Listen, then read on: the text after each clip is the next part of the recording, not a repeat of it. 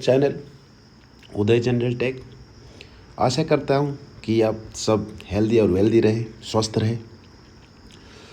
तो काफ़ी सारे व्यूअर्स के ये मैसेजेस आ रहे थे कि इनकम टैक्स रिफंड कब होगा, हमारा होगा कि नहीं होगा। सर सब के आ गए तो हमारे क्यों नहीं आ रहे। तो काफ़ी सारे दिक्कतों का प्रॉब्लम्स आ सकते हैं। मोटा मोटा तौर पर मैं आपको बताता हूँ। रिफंड इशू कुछ भी आ सकता है, तो इसी चीज़ को मैं कवर करूँगा। रिफ़ंड आपका क्यों नहीं आया और क्यों डिले हो रहा है, और रिफ़ंड सबका आ गया तो मेरा क्यों नहीं आया, इस क्वेश्चन का भी जवाब कवर करूँगा। और क्या आपने गलत फाइल किया हुआ है, या क्या हमने जो किया है वो चार्टर्ड अकाउंटेंट गलत फाइल किया हुआ है। हर बार 15 दिन, 8 दिन, 10 दिन में आता है, इस बार लेट इतना क्यों हो रहा है, और सबका आ गया हमारा क्यों नहीं आया। तो काफ़ी सारे व्यूवर्स के, क्लाइंट्स के मैसेजेस और कमेंट्स इस प्रकार थे, इसीलिए इस वीडियो को अपलोड करना निहायत ही ज़रूरी समझा हूँ मैं, और इस वीडियो को अपलोड करना हूँ। और इस चैनल पे फर्स्ट बार विजिट कर रहे हो तो प्लीज़ सब्सक्राइब और लाइक शेयर कर देना, ताकि इससे यूट्यूबर का मनोबल अप होता है और काफ़ी सारे व्यूवर्स को भी इसका बेनिफिट्स मिल जाता है। तो वीडियो स्टार्ट करने से पहले सब्सक्राइब और लाइक और स्किप मत करना, क्योंकि आपका ज़रूरी जानकारी ना स्किप हो जाए। तो इनकम टैक्स रिफंड कहीं बहुत ही समस्याएं आती हैं। ऐसा नहीं होता कि आपने जो भी आपका चार्टर्ड अकाउंटेंट्स ये लो 500, 1000, 2000, 3000, 10% ले लो और मेरा ITR फाइल कर दो, और जो मेरा रिफ़ंड है 1,00,000, 1,50,000, 10,00,000, 8,00,000 पूरा आ जाए। ऐसा होता नहीं। कई सारे क्लाइंट्स को और ITR पर्सन्स को यही डाउट है, यही लगता है कि मैंने 300, 500, 1000, 2000, 3000 जो भी आप area wise, location wise and जो आदमी फाइल कर रहा है उसके बेसिस पे आप कुछ भी वो आप खुद भी फाइल कर सकते हो, यदि आप जानकार हो तो।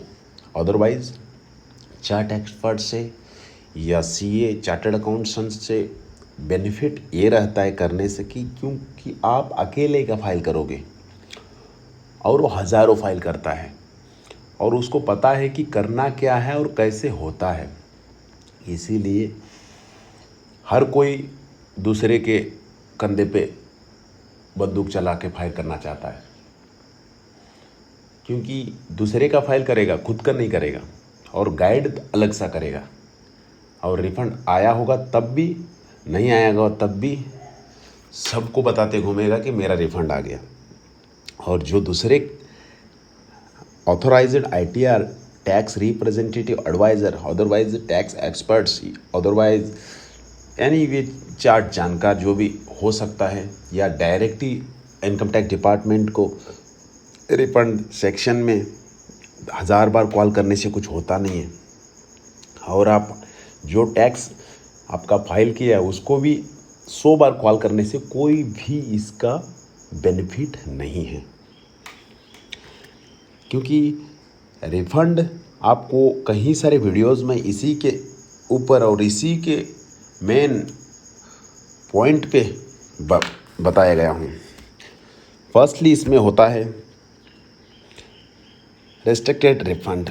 ये आपको जब वैलिडेशन आपका बैंक अकाउंट करते हैं उस टाइम में ये आपका उसमें ऑप्शन इस प्रकार रहता है। आप पोर्टल में जाके देखे होंगे तो बेसिक जानकारी आपको जाना होना चाहिए, ये समझ लेना आप, जिसमें इनकम टैक्स रिफ़ंड इस वजह से नहीं आ सकता है यदि आपका पैन कार्ड में नाम और name and PAN card name and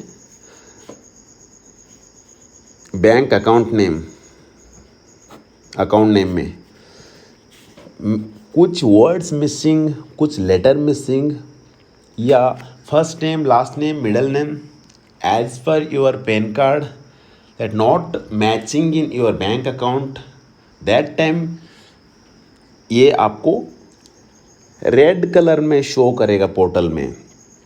normally 90% तक आपको लगता है 90% तक सही हो सकता है, तो आप खुद भी जानकार हो। मानो फॉर एग्जाम्पल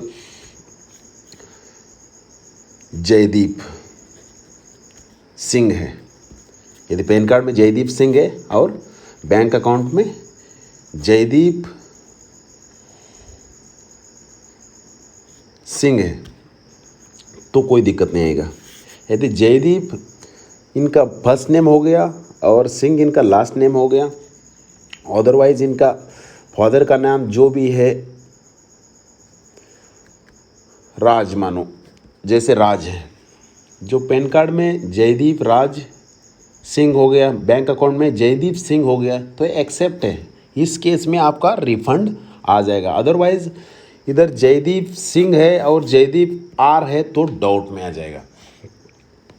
अदरवाइज जयदीप में कोई स्पेलिंग मिस्टेक है तो इसमें आपका रिफंड आना मुश्किल है। और रिफंड री इश्यू के लिए आपको नोटिफिकेशन आपका इनकम टैक्स डिपार्टमेंट में सब कुछ प्रोसेसिंग कंप्लीट हो जाएगा और 143 आपको इंटीमेशन भी आ जाएगा। देन जब इनकम टैक्स डिपार्टमेंट को बैंकर को भेजेगा, आपको जो बैंक आपने उसमें डाला हुआ है उस बैंकर को डालेगा, वो बैंक आपका रिफंड री इशू डाल देगा। प्लीज़ रिफंड री इशू करके आपको टेक्स्ट मैसेज भी आएगा और मेल मैसेज भी आएगा। तो ये चीज़ आपको फाइल करने से पहले ही कंफर्म करना चाहिए कि मेरा बैंक अकाउंट वैलिडेटेड है। जो भी आपका टैक्स फाइल करता है उसको ये आपका पूछना हक बनता है। यही बेसिक चीज़ आपको जानकारी ज़रूरी है। ये नहीं कि आप मेरा टैक्स कटा है तभी मैं फाइल करूँगा। आप यदि 2.5 लाख से ज़्यादा तनख्वाह ले रहे हो या कम ले रहे हो तब भी आपको income tax file ITR filing करना ज़रूरी है। जब तक आप इनकम टैक्स ITR फाइल नहीं करोगे तब तक इनकम टैक्स डिपार्टमेंट को ये नहीं पता चलेगा कि एक इंडिया में सर्विस पर्सन या जॉब करने वाला बंदा ये है और इसका इतना पेमेंट है और इसका इतना टैक्स है, इतना टैक्स कटेगा नहीं कटेगा। जब आप शो करोगे, प्रोड्यूस करोगे, तभी इनकम टैक्स डिपार्टमेंट को पता चलेगा कि एक आप ही नहीं हो, आप ही को देखेगा।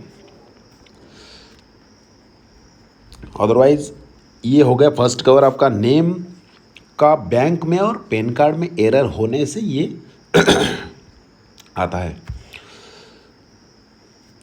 कहीं कहीं यदि नाम आपका सेम है तो ये आपको दिक्कत फेस करना पड़ेगा। इस चांस में 80% बंदों को आता है। ये नहीं है कि यदि नाम बिल्कुल ही गलत है तो आपको नहीं आएगा। अदरवाइज़ थोड़ा वो first name last name middle name में यानी मिस्टेक था यानी मिसिंग था तो हो जाएगा। यदि लेटर मिसिंग है तो नहीं आएगा। एज पर आपको वैलिडेशन दिखाएगा बट ये भी एरर आएगा। Refund issue but failed due to bank not validated. Refund issue कर दिया है, रिफंड इनकम टैक्स डिपार्टमेंट ने तो इशू कर दिया, आपको 143 मैसेज इंटीमेशन भेज दिया। तो as per your filing record आपका इनकम टैक्स रिफंड आपके अकाउंट में आना चाहिए था, बट बैंक नॉट वैलिडेटेड होने के कारण भी आपका इनकम टैक्स रिफंड रुक सकता है। रुकने का कारण ये है कि आपका इनकम टैक्स डिपार्टमेंट में तो सब कुछ सही है, आपका प्रोसेसिंग कंप्लीट हो गया, पास भी हो गया, तो बैंकर आपके अकाउंट में डालने के लिए आपका बैंक का नेम, अकाउंट का नेम और पैन कार्ड का नेम, डेट ऑफ बर्थ, जो भी आपका KYC अपडेटेड, आपका IFSC कोड अपडेटेड, सब कुछ होने के बाद ही बैंक आपका वैलिडेशन करता है। मेन 3 चीज़ों को ध्यान देता है, नेम, मोबाइल नंबर और जीमेल। जो आपने पैन कार्ड की वेबसाइट में डाला है वही आपके बैंक अकाउंट में भी होना चाहिए और एज पर आपको हर जगह वही होना चाहिए। आजकल पैन कार्ड आप जहाँ भी जाओगे 50,000 से ज़्यादा ट्रांजैक्शन करोगे पैन कार्ड मांगता है।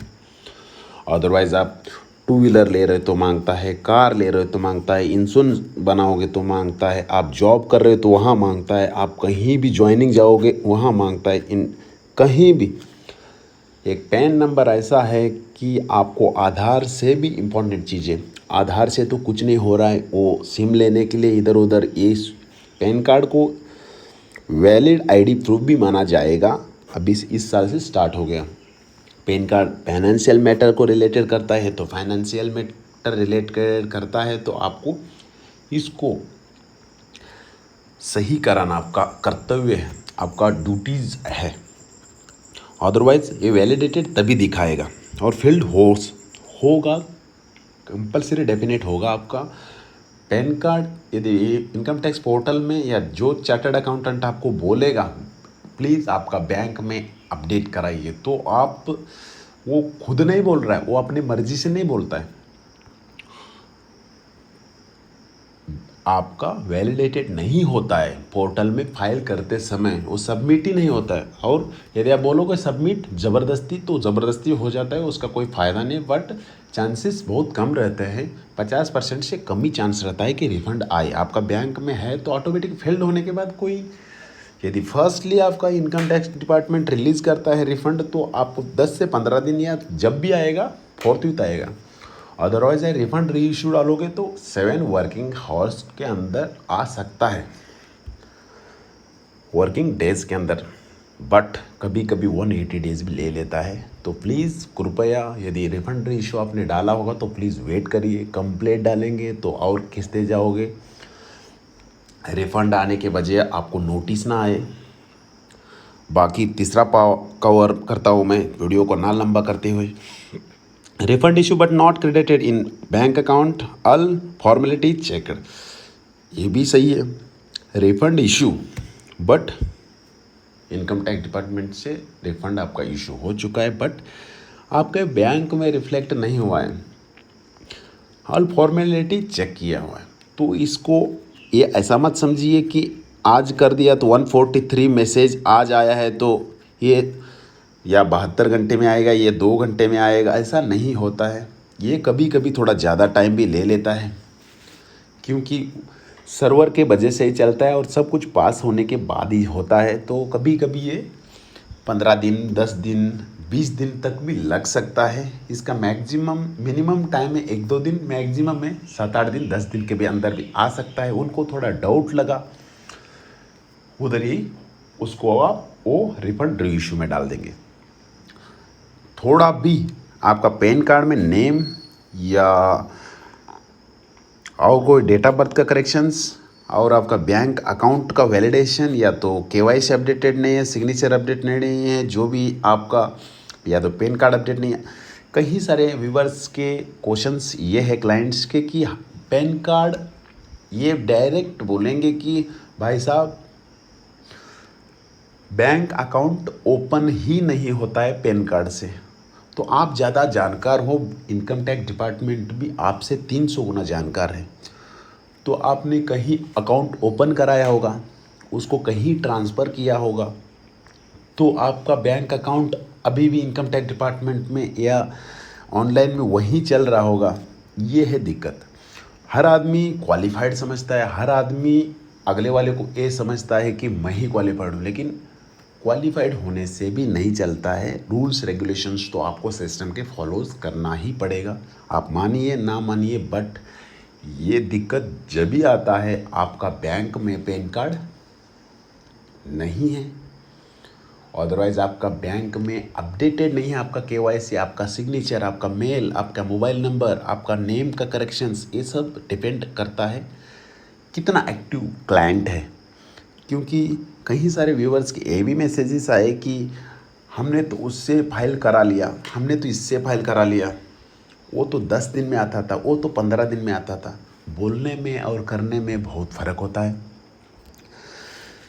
10 फाइल यदि किया है आपने तो 1-2 का तो ये प्रॉब्लम आता है। तो प्लीज़ रिक्वेस्ट है आपसे कि किसी के बातों में मत आइए और किसी के भड़कावे मत आइए कि मैं अभी तेरा 10 दिन में डाल देता हूँ, अभी 3 दिन में डाल देता हूँ। ऐसे होता नहीं है।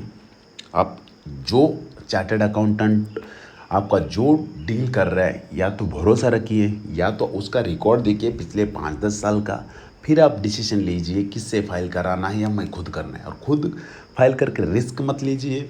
आप 500, 1000, 2000 बचाने के चक्कर में अपना 50,000 लाख का रिफंड दाव पे मत लगाइए। सही फाइलिंग करिए और जल्द ही रिफंड आने का उम्मीद करिए।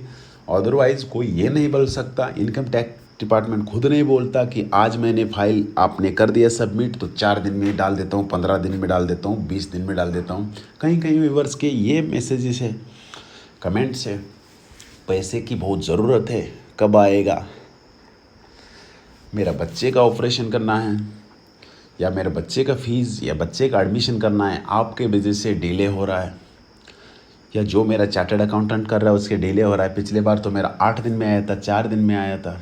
तो पिछले बार का आपका केस अलग है, इस बार का केस अलग है। थोड़ा प्लीज़ कोऑपरेट करिए, पेशेंस रखिए, अदरवाइज़ आपका रिफ़ंड कहीं जाएगा नहीं। आपका रिफ़ंड आपका अकाउंट आएगा। ये एडवांस टैक्स काटा हुआ है, तो इनकम डिपार्टमेंट यही वेरीफाई करता है कि आपने फाइनेंशियल ईयर में कितना पेमेंट लिया है और कितना में टैक्सेबल अमाउंट में टैक्स डिडक्ट हुआ है, तो आपको वो मिलेगा। बट थोड़ा पेशेंस रखिए, या तो इंटीमेशन आएगा, या कोई डिफेक्टिव नोटिस आएगा, या आपका रिफ़ंड आपके अकाउंट में आएगा। प्लीज़ होल्ड, पेशेंस रखिए, थोड़ा वेट करिए। Otherwise refund issue but received less amount, ये क्वेश्चन 100 में से 10% देखा जा रहा है, क्योंकि कई सारे क्लाइंट्स का कहना ये है कि हमने ITR फाइलिंग कराया है चार्टर्ड अकाउंटेंट से या किसी से भी कराया हो, वो डिस्कस करने में कोई फ़ायदा नहीं है, कहीं भी करा लो। आपका पिछले लास्ट ईयर का जो भी डिमांड्स है वो इस साल कवर हो रहे हैं।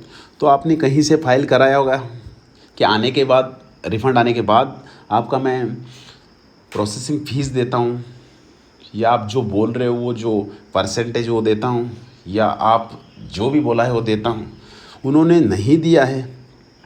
तो रिफ़ंड आने के बाद भी आपका सब कुछ उसके पास डॉक्यूमेंट्स है। ऐसे फ्रॉड की तरह आप ही मत करिए। आप इनकम टैक्स डिपार्टमेंट आपका फाइल किया हुआ है तो नॉर्मली प्रोसेसिंग फ़ीस जिसका है वो, और इंडिया में अलग होगा।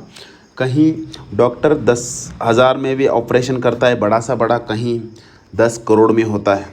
तो डिपेंड ऑन डॉक्टर के ऊपर रहता है, उसी हिसाब से डिपेंड ऑन ये चार्टर्ड अकाउंटेंट के हिसाब से, या टैक्स एक्सपर्ट्स के जो आप फाइल करा रहे हो उसके ऊपर डिपेंड है। जो क्या फ्री में करे आपका, या 10% ले या 50% ले या कुछ भी ना ले, वो डिपेंड ऑन चार्टर्ड अकाउंटेंट के ऊपर है। आपका व्यवहार कैसा है, आप क्या चाहते हो, उस हिसाब से वो आपको फीस बताएगा। उसका क्या प्रिंसिपल्स है, उसका क्या रूल रेगुलेशंस हैं। कहीं ऑल ओवर इंडिया में आपको दिल्ली का रेट लोगे अलग रहेगा, पंजाब का रेट रहोगे अलग रहेगा। तो उसको कंपेयर मत कीजिए। आप भरोसा रख के, जिससे भरोसा रखते हो उससे फाइल करा दीजिए। फीस का टेंशन इसमें लेने की ज़रूरत नहीं। यदि आपका सही फाइल कर रहा है चार्टर्ड अकाउंटेंट, जो वो एक स्टैंडर्ड होता नहीं है उसमें, आप बोलोगे कि नील फाइलिंग का भी वही फीस ले ले, और आपका 50 लाख लिया है उसका भी वही फीस ले, वो मानेगा नहीं इस चीज़ को। आप बोलने के प्रिंसिपल से वो चलेगा नहीं, उसका भी कुछ प्रिंसिपल्स होंगे। आप एक से फाइल करा रहे हो, वो हज़ारों का फाइल करता होगा। तो प्लीज़ कोऑपरेट करके पेशेंस रखिए। रिफ़ंड नहीं आया होगा तो टेंशन लेने की ज़रूरत नहीं, आपका रिफ़ंड आएगा डेफिनेटली। अदरवाइज़ कोई इंटीमेशन, डिफेक्टिव नोटिस वगैरह आएगा। तो ये प्रॉब्लम की वजह से चौथा क्वेश्चन फेस करना पड़ रहा है। तो ये भी है कहीं सारे व्यूवर्स का, कहीं भी ऐसे ही फाइल कर दिया कि स्किप करा के खुद ही 200 रुपये, 500 रुपये, 1000 रुपये, 2000 बचाने के चक्कर में खुद ही अपना डिसीजन ले लिया कि मैं ही फाइल कर लूँगा, और मैं ही जो कॉलम से 2 लाख 8 लाख फाइल करके सबमिट कर दिया, रिफ़ंड शो हो गया और रिफ़ंड कम आया। अदरवाइज़ रिफ़ंड आया नहीं, अदरवाइज़ डिफेक्टिव नोटिस आ गया। तो 200, 300, 400 बचाने के चक्कर में अपना फाइनेंशियल मैटर को, अपना रिफ़ंड को मत सबमिट करिए। कहीं तरह के इनकम टैक्स डिपार्टमेंट बहुत ही ज़्यादा अभी अलर्ट, एक्टिवनेस हो गया है। तो ऐसा रिस्क मत लीजिए। जो आपका टैक्स फाइलिंग है, टैक्स एक्सपर्ट से फाइल करा दीजिए, ऑथराइज्ड किया हुआ है पर्सन्स को करा दीजिए। क्योंकि यूट्यूब देख के ऐसा स्टेप ना उठाइए, अदरवाइज़ कहीं कहीं ये बोलेंगे कि उसमें क्या होता है ऐसे फाइल कर देता हूँ। ऐसा ही नहीं होता है, कई सारे डिडक्शंस होते हैं, कई सारे सेक्शंस होते हैं, कई सारे रूल रेगुलेशंस होते हैं। तो प्लीज़ ऑथराइज्ड पर्सन से आपका ITR फाइल कराइए। आप रिस्क लेना चाहता हो तो आपका मर्जी है, उसमें मैं कोई कमेंट करूँगा नहीं। और बात रही इस प्रकार की कि रिफ़ंड इशूड बट कम आ रहा है, इसी कारण की वजह से आ रहा है, तो आपने कहीं गलत फ्रॉड रिफ़ंड डिडक्शंस दिखाया होगा तो आपको दिक्कत करेगा। अदरवाइज़ इंक्वायरी लास्ट 6 ईयर का भी आपका बैठ सकता है, उसमें कोई संदेह नहीं रखना कि रिफ़ंड आ गया तो मैं फ्री हो गया। ना चार्टर्ड अकाउंटेंट या ना क्लाइंट्स को क्या पूछने की ज़रूरत है, मेरा तो रिफ़ंड आ गया, उसको क्या कॉल करने की ज़रूरत है, क्या उसका फ़ीस प्रोसेसिंग फ़ीस देने की ज़रूरत है। कोई भी फ्री में कोई भी काम नहीं करेगा और फ्री में करना भी नहीं चाहिए। डॉक्टर्स यदि फ्री में कर रहा है तो कुछ ना कुछ गड़बड़ है, या तो उसको ऑपरेशन करने आता नहीं है, या तो वो सीख रहा है, या तो उसको कोई लेना देना नहीं हो या ना हो। यदि डॉक्टर आपके पास 10,000 ले रहा है तो उसको रिस्पॉन्सिबिलिटी ले रहा है आपका ऑपरेशन का, आपका ठीक होने का, आपका स्वास्थ्य का। यही एग्जाम्पल बहुत है। तो कोई आपका बोलता है कि मैं फाइल कर देता हूँ, ला उसका जाता आता उसका कुछ नहीं है। जो भी फाइनल रिफ़ंड आना आप ही के ऊपर है, नहीं आना आप ही के ऊपर है। तो बेसिक चीज़ें आपको जानकारी रखना ज़रूरी, इसीलिए इस वीडियो का बनाने का पर्पज़ था। अदरवाइज़ आप खुद क्वालिफाइड हो, इतना छोटी चीज़ बताने की ज़रूरत भी नहीं है, इशारा ही आपके लिए काफ़ी है। थैंक्स। अदरवाइज़ इंटीमेशन आया है बट नॉट रिसीव्ड अमाउंट। कहीं सारी दिक्कत, इंटीमेशन आ गया तो आपका रिफ़ंड आएगा ये नहीं है, क्योंकि इंटीमेशन तो आ जाएगा आपको, क्योंकि आपने फाइल किया है, या गलत किया होगा या सही किया होगा, या फ्रॉड डिडक्शन दिखाया होगा या सही दिखाया होगा, आपको इंटीमेशन तो आएगा ही आएगा। इंटीमेशन आएगा ही, अदरवाइज़ आपको डिफेक्टिव कुछ ना कुछ तो आएगा ही, या रिफ़ंड आपके अकाउंट में आएगा। बस इंटीमेशन आ गया तो रिफ़ंड नहीं होता। इंटीमेशन आ गया तो मान लीजिए इनकम टैक्स डिपार्टमेंट के तौर से आपको जो भी प्रोसेसिंग कंप्लीट हो गया, आपका रिफ़ंड बैंकर को भेज देगा, बैंक आपके अकाउंट में रिफ़ंड रिफ्लेक्ट करा देगा। बट इनकम टैक्स डिपार्टमेंट का ये भी एक मानना है कि आपका बैंक वैलिडेटेड होना भी ज़रूरी है। ये जो चारों जो ऊपर के पॉइंट्स है उसी को कवर करता है नीचे वाला। ये सब कुछ सही होगा तभी इंटीमेशन आने के बाद आपके बैंक अकाउंट में रिफ़ंड आएगा। अदरवाइज़ आपके बैंक में पैन कार्ड का प्रॉब्लम होगा तब भी रिफ़ंड नहीं आएगा। यदि आपका बैंक में और वैलिडेटेड नहीं होगा पोर्टल पे आपका इनकम टैक्स डिपार्टमेंट, तब भी रिफ़ंड नहीं आएगा। और रिफ़ंड इशू होकर बैंक में क्रेडिटेड भी नहीं होगा, क्योंकि आपका बैंक ही अकाउंट ही प्रॉब्लम है। यदि नेम में मिस्टेक होगा तब भी नहीं आएगा। यदि बैंक में आपका और कुछ भी दिक्कत है तब भी नहीं आएगा। यदि लास्ट आपने 1 महीने से कोई ट्रांजैक्शन नहीं किया है या 2-3 महीने से ट्रांजैक्शन किया है तब भी नहीं आएगा। उसी को ये सब कुछ कवर करता है। जितना भी पॉइंट्स से जितना भी जानकारी था रिफ़ंड क्यों डिले हो रहा है उसी को कवर किया हूँ। Thanks for watching. उम्मीद करता हूँ कि आपको समझ में आ गया होगा। और इस चैनल को फर्स्ट बार विजिट कर रहे हो तो प्लीज़ लाइक शेयर सब्सक्राइब कर देना,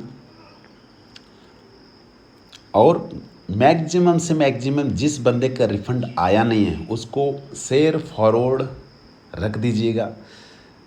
आप एक जानकारी ले लिया तो दूसरे को भी शेयर कीजिएगा। Thanks for watching. जय हिंद।